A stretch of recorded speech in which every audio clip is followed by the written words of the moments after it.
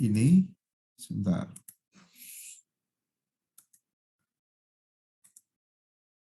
Contohnya nanti ngambil dari punyanya si Yoga. Dari ini kan kita mau rencana umum dulu nih ya, sampai dengan mites. Nah, jadi Bapak Ibu tolong ini dihitung minimal dia sampai di sini dulu. Nih, sampai 518. Oke. Kalau ini kalau Bapak Ibu kelihatannya di kantor itu hari apa yang kosong, Pak? Atau Ibu? Terus kalau pulang dari kantor jam berapa rencananya? Biasanya?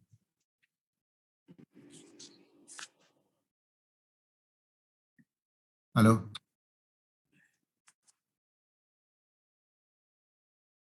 Pak Dedi, Pak Heri, atau Bu Lina bisa ngasih input? Ya Pak.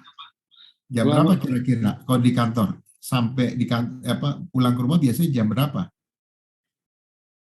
Nggak tentu. Nggak tentu Pak, jam pulang kerja sih jam 4, cuma kadang-kadang kita suka overtime Pak. Oke, siap. Kalau misalnya saya ke kantor aja deh, daripada semuanya satu-satu gitu, repot, saya sekalian main ke perhubungan, saya sebulan sekali saya datang, selebihnya kita lewat Zoom meeting, gimana Pak, Bapak Ibu, mohon masukan. Baik Pak, kita juga udah dapat info dari senior anggaran 2021 Pak.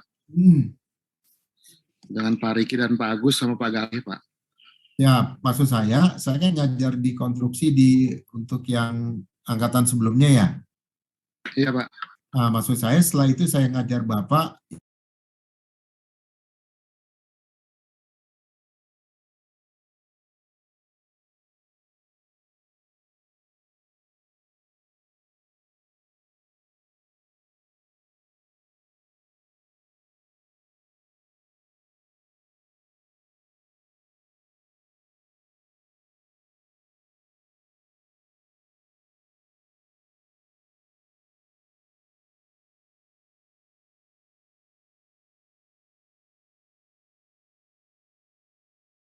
Saya diinfo lebih lanjut setelah Bapak koordinasi dengan Pak Gali.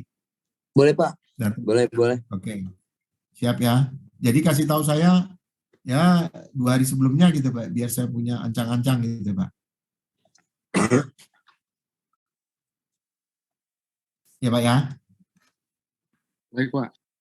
Oke, siap. Nanti saya tunggu gitu ya. Nanti Pak Saur kan bisa merapat ke mana? Ke Merdeka apa dia? Merdeka Barat ya? Oke. Biar nanti Pak Saur lebih dekat ke sana kan dari Pangkalan. Oke. Pak Saur udah hadir? Oh, siap. Oke. Jadi tugas pertama kita, ini kita akan menghitung, ini data awal perencanaan nih. Utamanya di sini dulu. Sampai di sini. Kalau yang lain itu tinggal nggak usah sekarang lah. Tapi kalau mau diketik juga silakan. Tapi kurang lebih kita dari 5.15, nah, apa yang harus dihitung? Jadi data awal perencanaan ini gampang kok, tinggal masukin aja. 515 tuh di sini. Ini yang kembangnya silakan Bapak. Tapi yang pasti Bapak harus bikin ini dulu nih. Apa namanya? Notasi kelas, Bapak harus bikin dulu untuk kapal Bapak.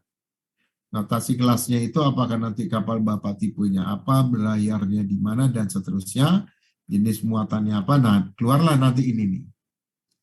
Nah, silakan Bapak itu, kan pakai kelas BKI semua. Notasi kelasnya apa?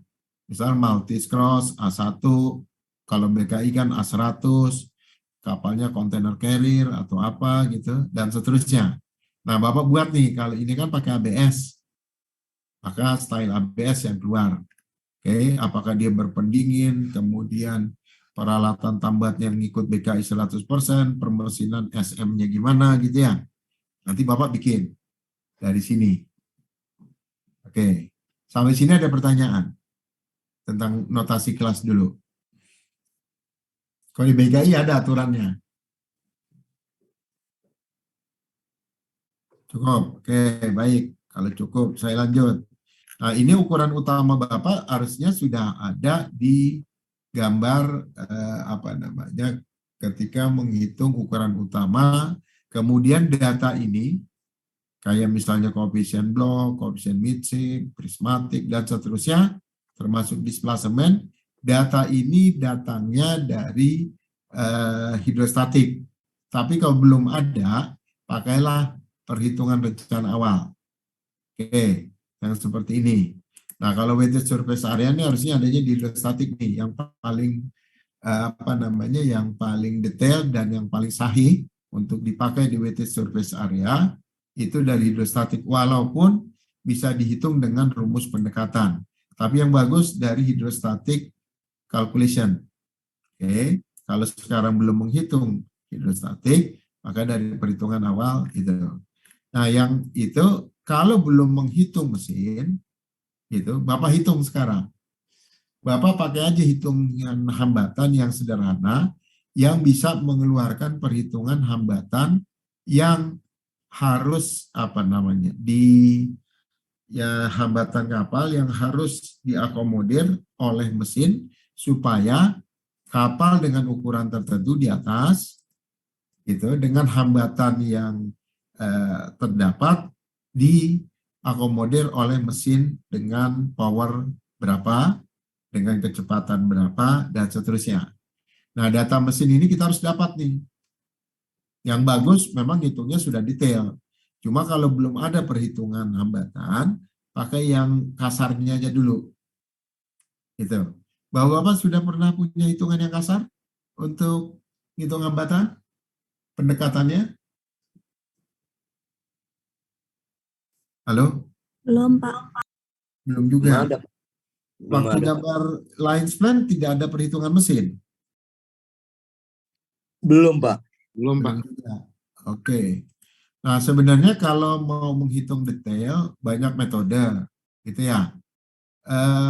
Misalnya, saya kalau gitu harus turun jauh ke bawah nih. Gak apa-apa, saya agak lambat-lambat dikit ya. Saya harus nyari dulu. TDK 1. TDK 1. Mana TDK 1? TDK 1, Rizky Alwan. Bentar.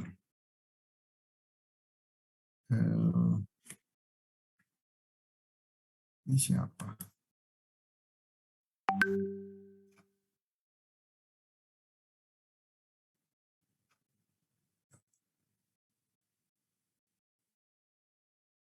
Sebentar ya Pak ya. Ini berarti si siapa ya? Kemarin siapa namanya? Kemarin Pak LTDK 2 punya siapa tuh Pak ya?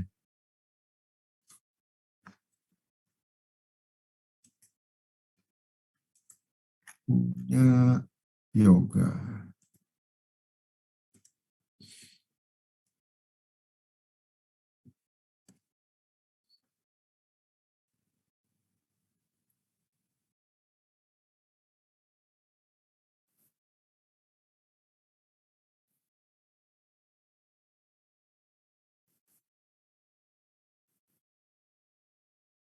Sama Pak.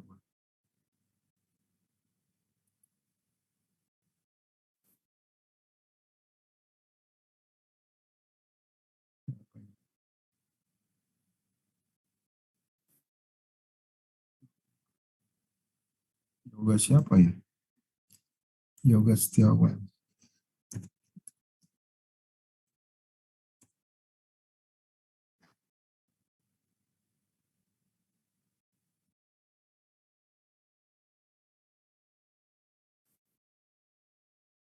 Bentar loh, pelan-pelan.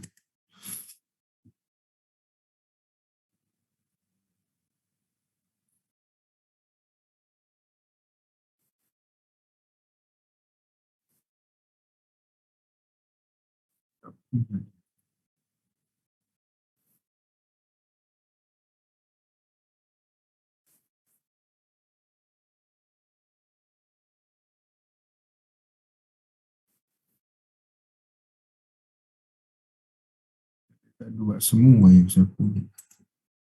TDK 1 saya nggak megang.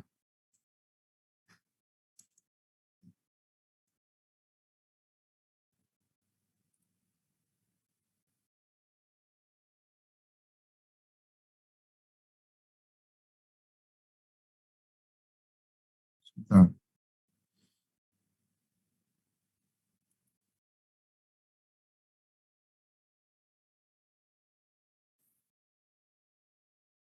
Belum menghitung mesin ya. Belum menghitung mesin.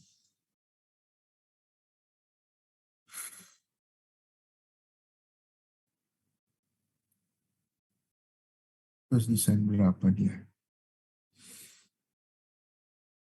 Oh, ini sokop ini TDK 2 juga. Gimana ya?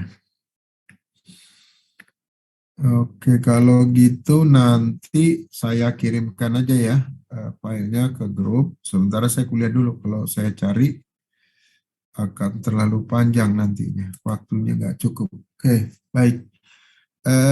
Jadi Bapak Ibu nanti tolong cari file atau perhitungan untuk bisa menghitung rencana mesin. Nah, jadi data ini Bapak harus keluar, kemudian data mesin yang Bapak gunakan harus keluar. Karena kalau menggambar GE, karena salah satu fungsi GE adalah tata letak atau layout dari kapal. Nah, makanya nanti harus membagi antara ruang muat, ruang mesin, ruang akomodasi, termasuk sampai dengan di ruang untuk di bridge deck di atas atau di ruang navigation deck. Nah, itu semua nanti akan kita gambar, akan kita rencanakan sesuai dengan kapal Bapak Ibu masing-masing. Oke, dia main engine-nya berapa, auxiliary engine-nya berapa, tolong nanti dikasih tahu. Itu ya. Oke, nah ini pakai gearbox-nya gimana. Langkah kedua, Bapak Ibu harus menghitung tangki-tangki. Kenapa harus mendapatkan mesin? Karena saya butuh berapa kebutuhan bahan bakar baik untuk main engine atau auxiliary engine. Oke, kalau BBM-nya satu jenis, nggak apa-apa digabung, dikasih tahu. Tapi manakala berbeda masa jenis, maka bahan bakar main engine dan bahan bakar auxiliary engine itu harus dipisah. Itu ya. Misalnya aja kalau saya main engine pakai MDO atau saya malah pakai HFO misalnya. Kemudian auxiliary engine pakai HSD. Nah, ini harus dipisah nanti. Nah, kalau itu karena tangkinya akan berbeda, karena masa jenisnya berbeda, maka tangkinya juga harus berbeda. Nah, informasi ini yang harus ada. Nah, informasi ini datangnya dari perhitungan ini, baik auxiliary maupun dari main engine. Nah, itu yang saya butuh datanya.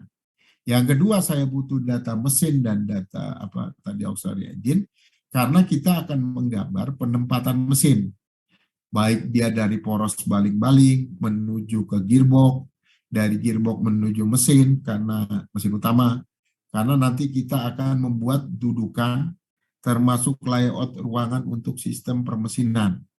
Nah, di teknik perkapalan tidak dilakukan perhitungan penggambaran untuk sistem perpipaan, itu ya. Terus kemudian palep-palep yang ada di kapal itu tidak diikutkan dalam perkuliahan, itu menjadi domainnya anak sistem perkapalan. Oke, kalau mau belajar bisa, insya Allah saya juga bisa, cuma waktunya tidak disiapkan atau dalam ini silabus tidak dimasukkan sebagai muatan perkuliahan. Oke, saya lanjut. Kalau pelumas mungkin sama antara main engine dan auxiliary engine. Nah, yang lain adalah air bersih. Nah, ini sangat tergantung dengan jumlah ABK-nya Bapak. ABK-nya berapa, perjalanannya kemana, jaraknya berapa, ketemulah air bersih. Nah, umumnya kapal sekarang sudah memakai dengan air RO atau reverse osmosis, jadi penyaringan dari air laut menuju air tawar. Nah, bedanya apa dengan air bersih? Jadi kalau air bersih di sini, dia dipakai untuk minum. Nah, tapi kalau untuk cuci, kemudian untuk flushing di toilet dan itu pakai RO aja cukup. Ini sudah mewah nih. Mungkin juga sistem pendingin air tawar di permesinan juga bisa dengan RO. Tergantung nanti penggunaan sistem RO-nya pada kapal. Oke, sampai sini ada pertanyaan. Bu Lina ada pertanyaan? Pak Dedi, Pak Hari, dan Pak Saur? Cukup. Oke, minggu depan saya udah minta tugas loh ya. Saya bakal cek di print out semuanya gitu. Oke, kemudian nanti perhitungan ini selesai, gitu. Mulailah Bapak nanti menghitung tangki oil kotor, minyak itu, minyak ini. Peraturannya dari sini. Atau Bapak bisa juga ambil dari Marpol. Rumusnya sama nih dengan Marpol nih. Ini boleh ngambil dari Marpol, tapi keluarnya di PM nomor 29 tahun ini. Nah, inilah keluar nanti sludge tank sekian meter kubik, tergantung perjalanannya, tergantung pemakaian BBM, maka tangki untuk minyak kotor berapa meter kubik yang harus disiapkan. Itu kemudian. Nah, ini tangki minyak kotoran manusia nih. Jadi semakin banyak ABK penumpang, nah ini juga harus semakin besar nantinya. Ini sama nih di aturan mainnya. Ini ngambil dari Marpol nih. Oke, lanjut lagi. Kalau ada pertanyaan silakan dipotong. Ini ada tangki, sebelum tangki balas, misalnya kalau kapal saya kapal tanker, maka dia ada tambahan di sini. Maka dia harus menghitung yang namanya slope tank.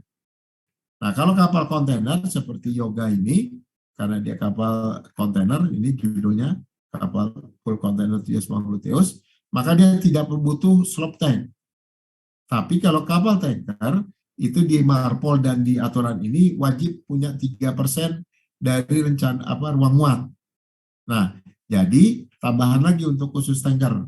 Dia minimal 3% untuk slope tank yang harus disiapkan pada kapal. Oke, sudah selesai sampai situ untuk slope tank.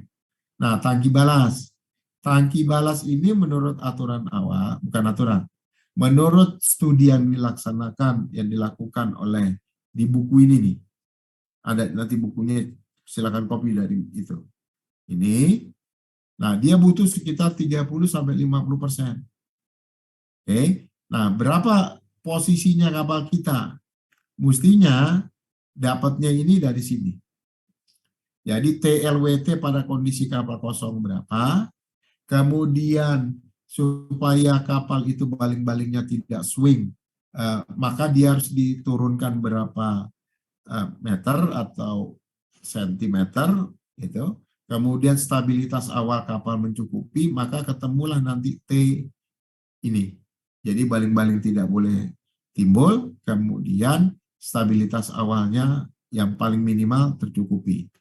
Nah, perbedaan antara TLWT dengan T yang dibutuhkan untuk menenggelamkan itu bisa baca di hidrostatik. Baca hidrostatik. Nah, berapa kebutuhannya? Misalnya dia ketemu di 5 meter 25, butuhnya sekian ton. Nah, maka dengan TPC, Bapak hitung, kemudian ini bahan bakar ada tersisa 20%, ini silakan. Oke, nah inilah butuhnya nanti. Balasnya itu butuh 6.100 ton supaya baling-baling tenggelam dan seterusnya. Gitu ya. Nah, inilah hasil akhir ini dia pakai kapal banding lain. Tangkinya sekian, DWT-nya sekian, balasnya sekian. Silakan mau pakai itunya. Tapi kurang lebih seperti ini. Oke. Nah, inilah nanti ketemunya. Ternyata menurut hasil hitungan mereka, dari tadi berapa 30-50%, dia ketemu di 33,2% untuk mendapatkan balas yang real pada kapalnya. Oke, itu perhitungan pertama besok, termasuk menghitung stabilitas awal untuk mengetahui dengan syarat air sebesar ini stabilitasnya oke nggak. Kalau ini kan balik-baliknya Artinya pada ini sekitar 60% itu baling-baling harus tenggelam, gitu. Pada kondisi sini dia cukup menurut kelas, kemudian dihitung stabilitas untuk membuktikan bahwa ini. Nah, dari kelihatan. Oke.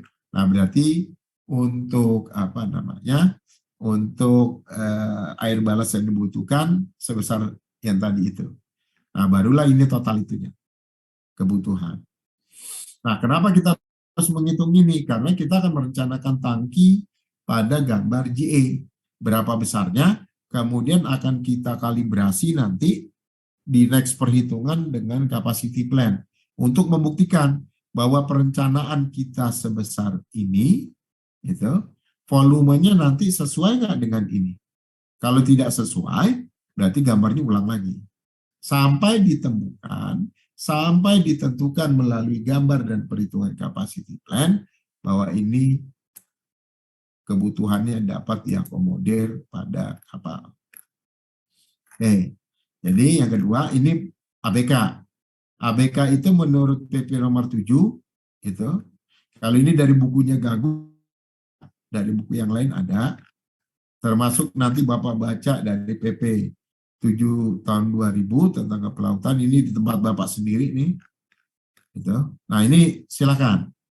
Nah ini kalau dokter, kalau menurut di MLC 2006, itu kapal berlayar lebih 3 hari, itu kan jumlah awak lebih dari 15, wajib punya kesehatan. Apakah nanti dokter yang menjadi kesehatan atau awak yang yang dilengkapi dengan pelatihan seperti itu bisa juga. Nah, jumlah awaknya di mana? Silakan Bapak itu kan asumsikan, Bapak rencanakan. Kalau sekarang sudah mulai awak, mungkin sudah mulai digabung-gabung, silakan. Asal Bapak punya aturan dasarnya, jumlah awaknya bisa diturunkan, silakan. Oke ya, termasuk nanti aturan kolrek itu harus ada penggantian pengemudi kapal dan seterusnya supaya tidak. Ini kan itu ada aturannya. Kalau Bapak mau tambahkan ke sana, lebih bagus lagi. Nah ini sekedar simulasi, tapi dengan sandaran kita dengan rumus atau peraturan yang ada. Sampai sini oke? Ada pertanyaan? Cukup? Atau saya sendirian? Enggak kan? Enggak, Pak. Enggak kan? Oke. Ada pertanyaan? Belum, Pak. Oke, baik, cukup. Nah, kalau Bapak Ibu sudah menghitung orang, sudah bisa menghitung kebutuhan air tawar, kebutuhan yang lain, maka ini kan juga akan menjadi kebutuhan ruangan di kapal.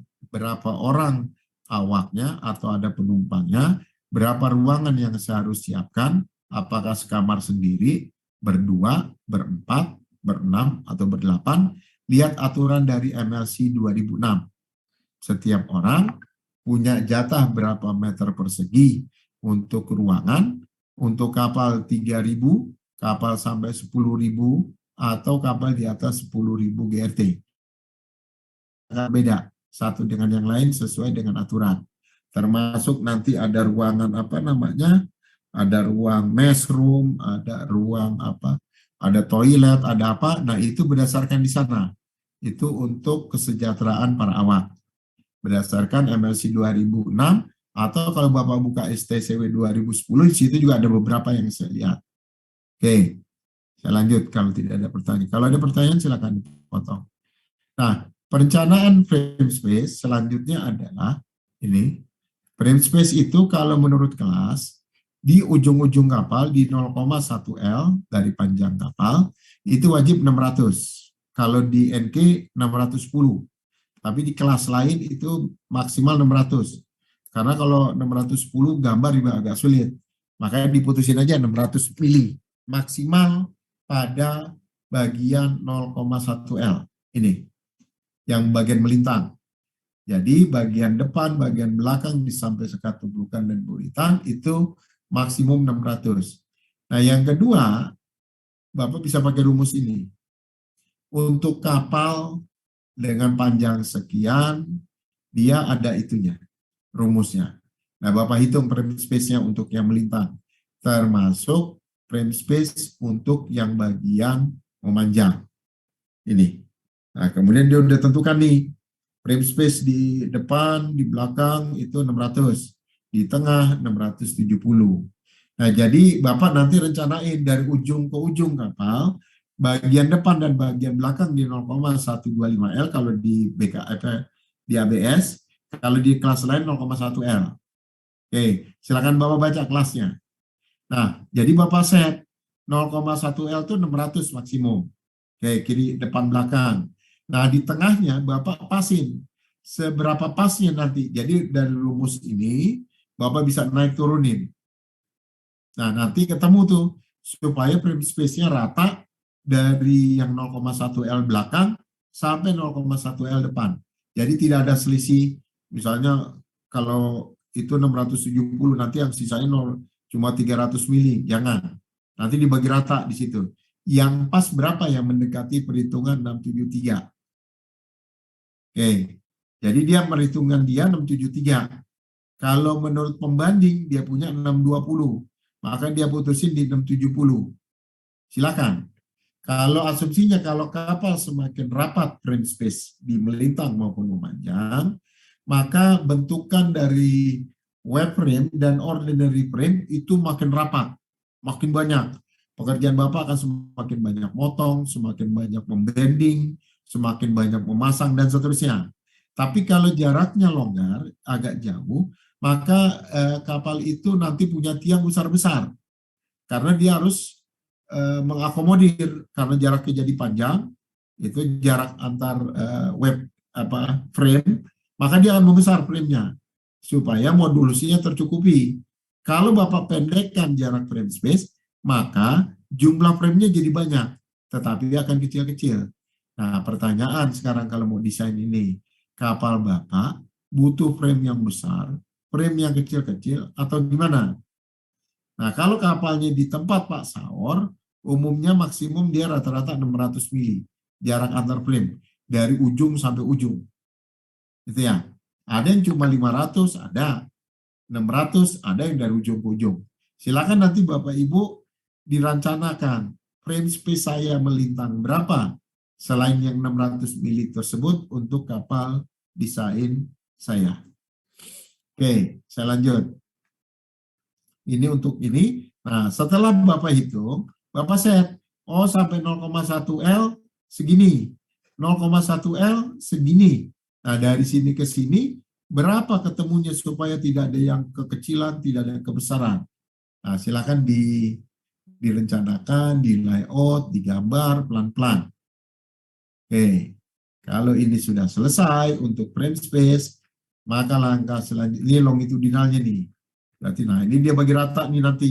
Sampai ke ujung dia harus keplak.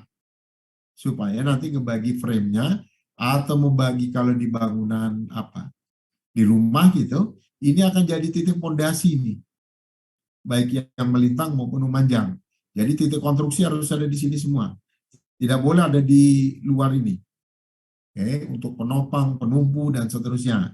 Nah, dia menurut dia, perhitungan longitudinal berdasarkan rumusnya ABS, dia dapat diputuskan sekian. Perhitungannya 673, supaya ambil penuh, ketemu 660. Oke, sampai sini cukup? Cukup ya? Pak Saur cukup? Oke, Pak. Oke, siap. Oke, kalau sudah, nih, kan Bapak bagi yang melintang tuh tadi, ini yang memanjang, nih, ini yang melintang, gitu, dari sini ke sini. Nah, ini yang memanjangnya ini nih, karena ini kan menjadi frame memanjang sepanjang badan kapal. Nah, kalau yang di bagian bawah, ini ada center line, ini ada apa namanya, ini center girder, ini side girder, gitu.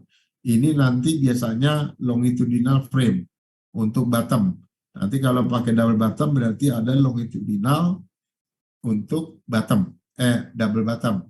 Oke. Nanti ada plat untuk tank top. Nah, di sini nanti ada apa namanya, baik yang melintang itu untuk apa namanya, deck, itu ada deck transverse, ada deck beam transverse yang besarnya, kemudian yang longitudinalnya ada longitudinal deck transverse, ada longitudinal deck aja.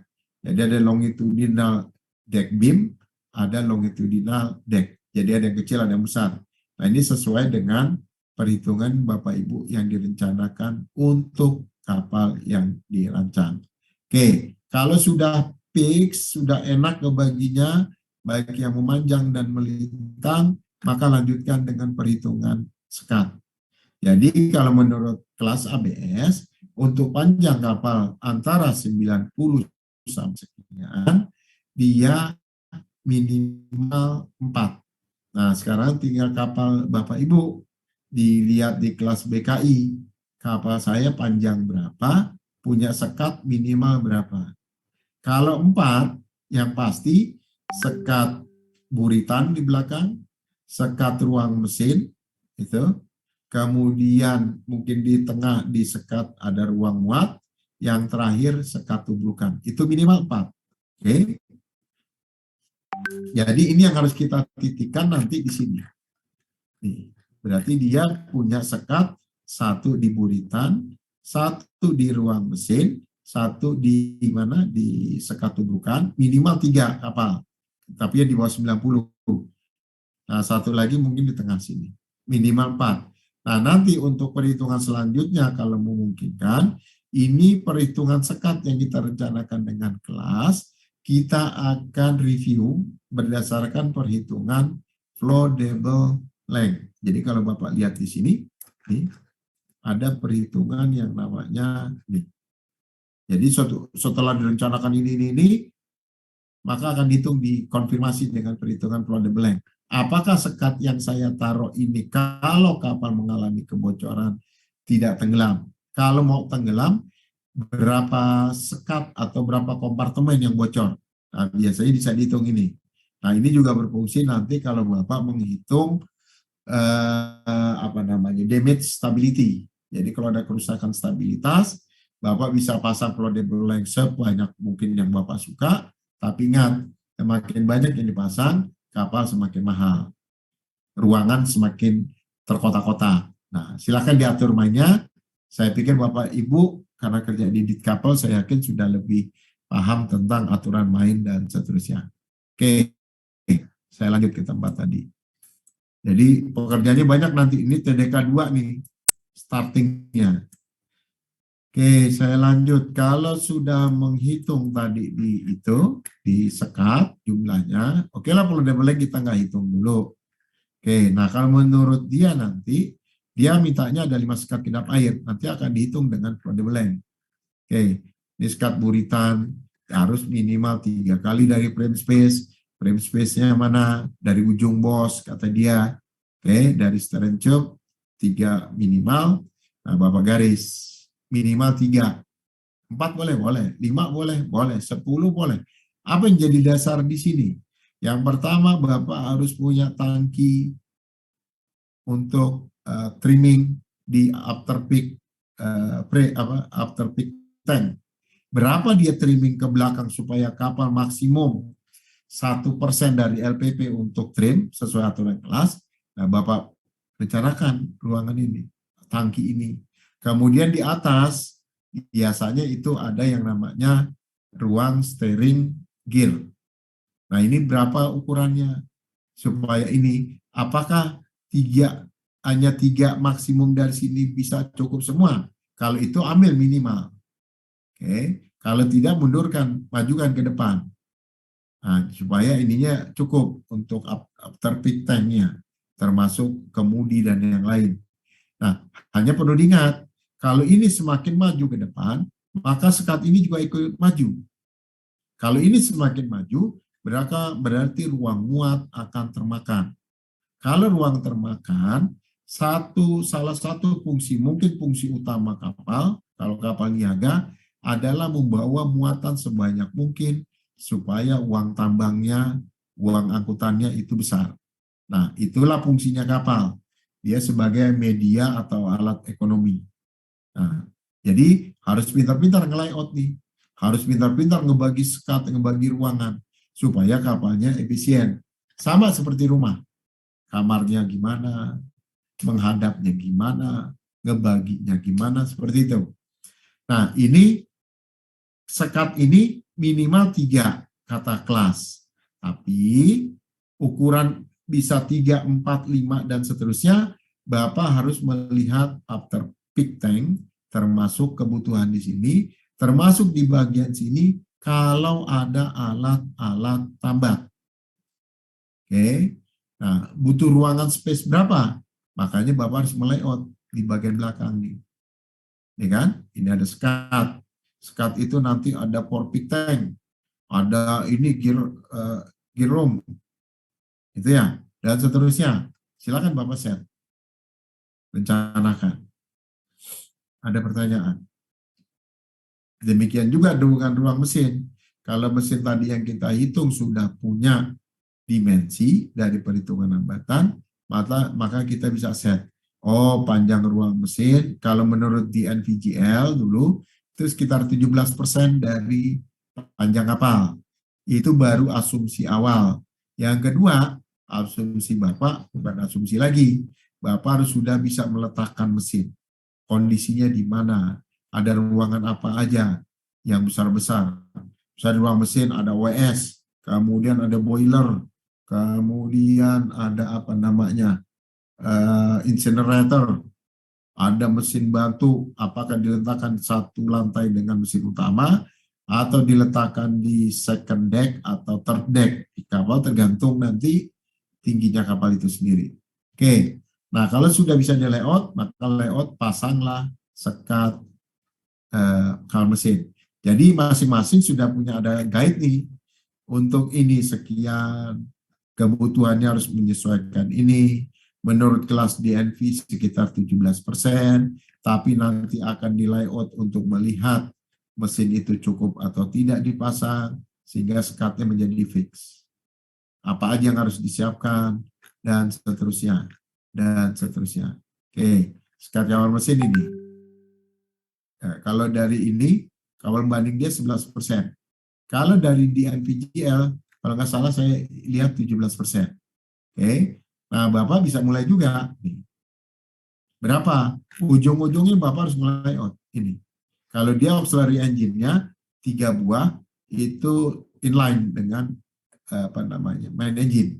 Bisa juga untuk memperkecil ruangan, Bapak kecilin, ini Bapak taruh di second deck, kalau memang ada deck kedua di kamar mesin. Jadi Bapak bisa taruh ginian. Jadi bisa menghemat space.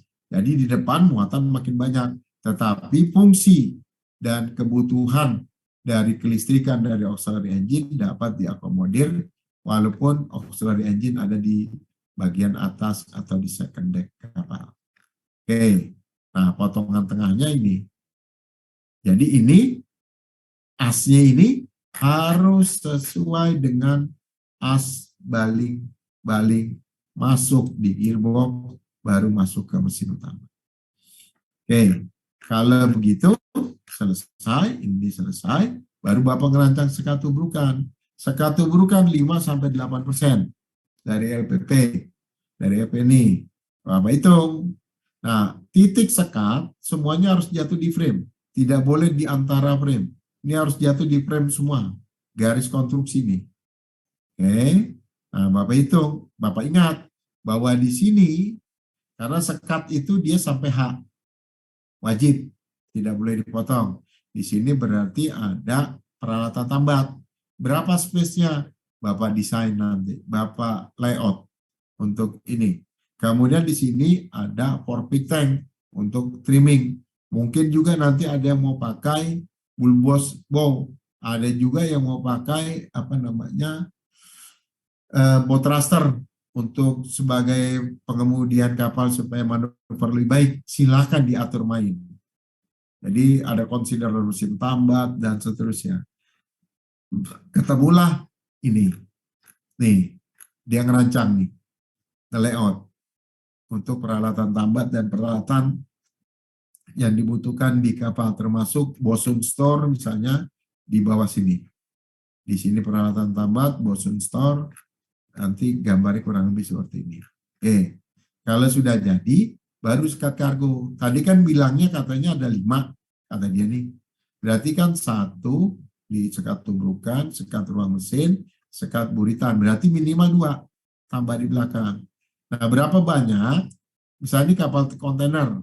Jadi sekat itu tidak boleh menghalangi masuknya kontainer. Kalau tidak, kontainer tidak bisa masuk, berarti gagal nanti kapalnya. Oke. Nah, kalau masuk berapa unit itunya lebarnya, panjangnya? Nah, panjangnya itu sesuai dengan panjang kontainer yang 40 feet. Nah, kalau kapal tanker itu ada aturan, kalau nggak salah dia 3.500 kubik, dia harus sekat 1 atau 5.000 kubik. Nanti dicek di kelas masing-masing. Konsiderannya apa pasang sekat ini? Apakah karena panjang muatan, kayak tadi kontainer, atau karena volume muatan, tadi seperti kapal tanker, gitu. Nah, sekarang dihitung. Nah, bisa dari minimal 4 menjadi 10 bisa. Tergantung nanti kebutuhannya. Apakah misalnya ini nggak perlu pasang sekat, jadi 2 kontainer ukuran 40 feet, baru ketemu sekat. Nanti kita akomodir dengan perhitungan floatable length. Nanti, oke. Kalau sudah, hitunglah tinggi double bottom. Rumusnya ini, kalau pakai ADS. Ini rumusnya nih. Oke. Nah, yang lain, double bottom adalah konsiderannya. Ini akan jadi ruang balas. Apalagi kapal kontainer, dia pakai wing tank juga. Dia tidak sebagai mandatory double hull-nya. Tapi dia untuk kebutuhan operasional. Kapal itu kalau bawa kontainer kosong, dia lambungnya agak tinggi, supaya baling-baling kerendam, gitu, termasuk stabilitasnya bagus, maka dia harus punya minimal drop. Nah, minimal drop pada kondisi kosong itu akan dilakukan dengan memasukkan air balas kapal.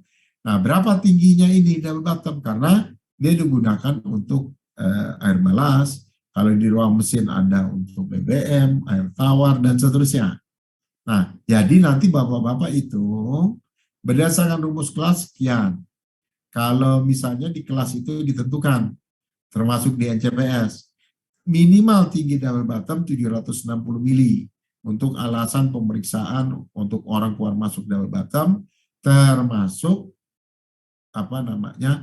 untuk supaya orang keluar masuk. Yang kedua, tinggi maksimum adalah 2 meter. Tapi ini hanya terjadi di kapal tanker nih. Oke, nah jadi antara 0,76 sampai 2 meter, rumusnya Bapak berapa dapatnya? Oh, 1.400. Oke, step pertama hitung ini. Kedua, standar kelas maksimum berapa, minimum berapa. Yang ketiga yang Bapak perlu ingat, bahwa ini untuk kebutuhan. Jadi kalau balasnya tidak cukup, maka perlu dinaikkan tinggi double bottom. Cuma diingat, kalau double bottom makin tinggi, muatan makin sedikit. Padahal ini yang menjadi dasar mungkin utamanya kapal berlayar, karena mengharapkan keuntungan dari operasi kapal. Kalau tidak menguntungkan, nggak mungkin kapal itu berlayar. Nah, tinggi double bottom itu nanti Bapak Ibu terus masukkan 1 meter, oh kurang BBM-nya, masukkan 1,2 meter, oh BBM-nya cukup, tapi kontainernya nggak cukup. Nah, silahkan dibuat, diancar-ancar, dimainkan, diapakan, di layout supaya itu dapat semua. Nah, ini yang tadi saya bilang, kalau sudah menghitung sekat, nih floatable length, maka dikonfirmasi. Kalau saya tenggelam, gimana? Nanti hasil akhir ini nggak usah dihitung saat ini. Nah, jadi untuk muatan dia kosong, penuh, kemudian di ruang mesin 63%, titik segitiga ini mentok nggak? Kalau mentok, berarti nggak boleh. Kayak gini, ini berarti ruang sekatnya ini bisa dimundurin, supaya ini bisa lebih tinggi nih. Jadi sekatnya kurang. Tapi dia melihat, kalau saya mundurin, kontainernya terlalu lepas, nggak ngepres. Padahal di kapal kontainer dia harus ngepres. Nah, jadi diambil kesimpulan di sini. Kalau dimundurin bisa, tetapi ini nggak kena, tapi dari sisi kontainernya bermasalah. Nah, silakan Bapak tambah A, tambah B, kurang A, kurang B, supaya nanti lebih itu. Oke. Ini lambung timbul nanti aja. Oke, dari situ ini untuk perhitungan lambung timbul nanti aja. Yang penting Bapak minggu depan itu kehitung selesai, gitu. Ada pertanyaan tidak sampai di sini? Ada pertanyaan? Cukup? Ya, Pak. Hah? Tadi kan perhitungannya yang dari ABS tuh, Pak. Ya, Kalau yang dari BKI ngambilnya dari mana, Pak? dari BKI. Bapak tinggal masuk ke kelasnya BKI. Bentar. Saya ini ya. Mana dia? Oke. Nih. Bapak ngikutin saya nih. Keluar Google saya kan? Keluar Google kan? Keluar nggak? Siapa? Google, Pak. Keluar. Keluar. Oke. Saya ketik nih. BKI Rose 2000, mungkin dua-duanya udah keluar. Oke ya, 2021 deh yang terakhir. Ada dong? Ini, Bapak tinggal copy. Bapak mau cari ABS juga ketemu nanti. Nih, ada deh, part 0, part 1, sequencing shape, inland waterway. Nah, Bapak mau ambil yang mana? Biasanya di nomor 2 nih. Nih, nah ini dia. Dia tuh survei, nah ini, borehole. Oke, ini bahasa Indonesia, ini bahasa Inggris. Mungkin bahasa Indonesia. Kalau anak-anak saya nggak kasih yang bahasa Indonesia, wajib bahasa Inggris. Karena nanti kalau di galangan dia kan kerjanya sama orang luar semua. Jadi bahasa Inggrisnya tentang kapal sudah harus itu. Nah, itu Bapak bisa ngambil dari sana. Oke Pak, Bapak mau copy seluruhnya boleh, ngambil dari sebagian juga boleh. Silakan tergantung kebutuhan masing-masing. Tetapi itulah yang harus dijalankan. Itu Pak, kurang lebih Pak. Ini belum keluar nih. Internetnya masih download. Cukup Pak? Halo? Jelas, Pak. Jelas ya? Oke, baik. Ini karena terlalu lama, saya skip aja. Tapi Bapak kalau ngambil, dia rules for whole. Nanti yang lain juga banyak. Gitu. Oke. Bapak di situ kurang lebih. Oke. Nah, kalau misalnya yang nomor 1 nih ini kemarin tuh. Ini Bapak sudah tahu pendahuluan, deskripsi mata kuliah, tugas mata kuliahnya itu ada tuh di sini. Saya sudah kirim di portal minggu kemarin. Harusnya ini jenis tugasnya Bapak sudah hitung nih. Sampai di sini. Ya. Benar. Ini peraturannya. Kalau bisa Bapak copy semua nih. Buat itunya, perhitungannya. Mulai dari MLC 2006, tambah STCW, Marpol, AIMO, bla bla bla bla, dan seterusnya. Silakan dihitungkan. Oke. Nah ini ngitung anak buah kapal, filenya sudah kirim. Kalau kapal terutama kontainer harus ada jarak pandang, membuktikan bahwa ruang ruang navigasi itu cukup. Jadi bisa melihat sesuai dengan standar ini. 2 kali LOA panjang ini. Atau 5% jarak sudut dari sini. Nah, ini harus dihitung. Ini yang tadi frame space, baik memanjang maupun melintang. Kemudian ini perhitungan double bottom, gitu. Ada yang B per 15, ada yang B per 20, atau yang ABS tadi juga beda. Silakan diikutkan sesuai dengan kelas. Nah, ini tangki minyak kotor, slope tank, kalau dia tanker, dia harus dihitung. Kemudian fuel oil, nah dari besarnya mesin, berapa, mesin batu berapa, tadi saya sudah jelaskan. Berat air bersih, apakah dia pakai reverse osmosis, dan yang lain. Nah, ini harus dimasukkan. Termasuk tadi ini skat. Nah, sekat ini Bapak rencanakan, kapal saya pakai double hull tidak. Kalau tanker, dia mandatori, wajib. Karena alasan masalah lingkungan. Kalau kapal kontainer, dia tidak mandatori. Tetapi dia butuh buat operasinya supaya ketika banyak mengangkut kontainer kosong, kapal itu tidak terjadi swing pada balik-balik yang tadi saya jelaskan. Oke, kalau sudah, ini wing tank ukurannya di kelas ada, kalau kapal saya kontainer atau itu, kapal tanker, kemudian ini skatnya. Kalau skat itu panjang kapal 65, kalau ruang mesin di belakang 3. Tapi kalau ruang mesin selain di sini, dia pakai 4, misalnya di tengah. Berarti ada skat buritan, skat ruang mesin di belakang, skat mesin di depan, termasuk di skat tubrukan. Nah ini aturan main. Oke, beda kelas, beda itunya. Nah ini cerita itunya. Dari DNVGL, dia harus begini. Silakan sesuaikan dengan kelasnya. Oke, nah ini ruang sekatnya sudah tadi. Ini untuk tanker nih. Nih, panjang kargo tank dapat ditentukan dengan memperhatikan aturan main ini.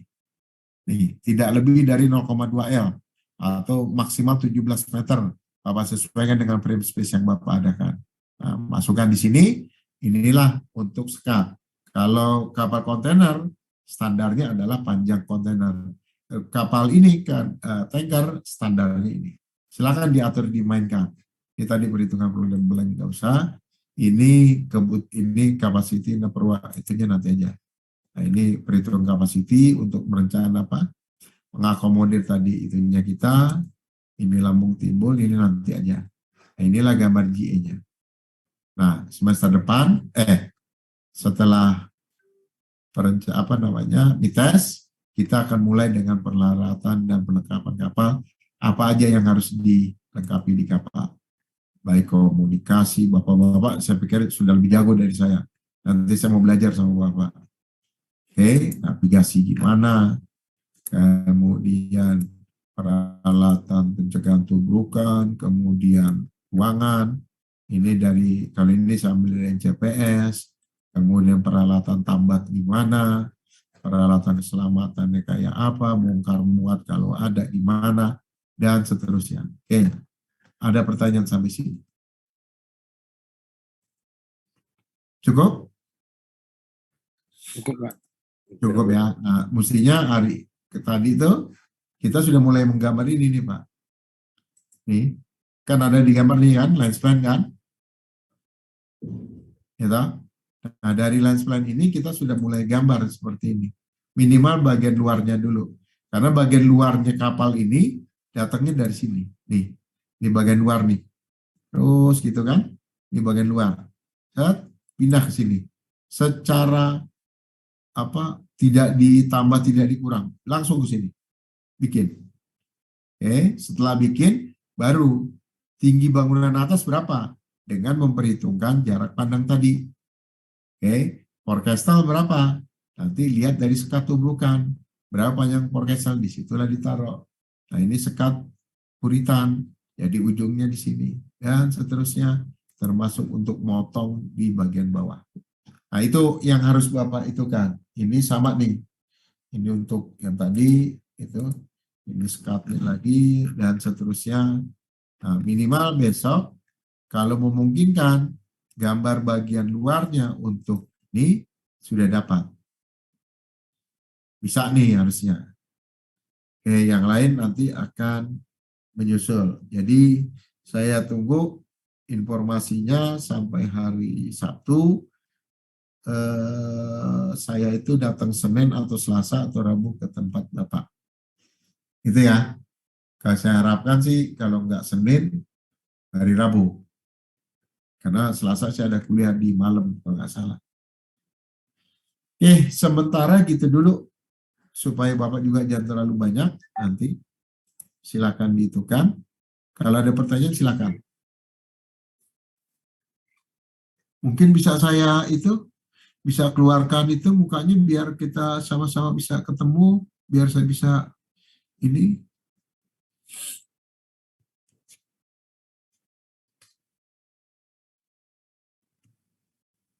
Pak Dedi, Bu Lina, dan Pak Saor sudah ngelihat. Bu Lina. Oke, Pak Hari sudah. Pak Dedi, ini Bu Lina. Oke, baik. Ada pertanyaan sampai sini atau cukup? Sementara. Cukup, Pak. Cukup ya? Oke. Jadi tugasnya tolong dikerjakan. Nanti saya kalau itu nanti di WA grup aja. Kita itu kan apa namanya? Nanti TDK 1 saya carikan, saya apa namanya? Saya masukkan ke grup supaya nanti bisa jadi bahan untuk menghitung hambatan kapal. Itu ya. Kalau ada pertanyaan silakan. Kalau enggak saya tutup. Cukup sampai sini? Cukup, Pak. Cukup, baik. Cukup. Baik, kalau cukup saya sampaikan di sini dulu, nanti kita lanjut dengan pertemuan di darat untuk membahas tugas dan tata cara penggambaran dari lines plan menuju GA. Oke, sementara itu dulu. Terima kasih. Wassalamualaikum warahmatullahi wabarakatuh. Waalaikumsalam warahmatullahi Baik, wabarakatuh. terima kasih ya Bapak Ibu ya, izin live ya. Terima kasih, Pak. Baik, makasih. Imlek juga. Ya.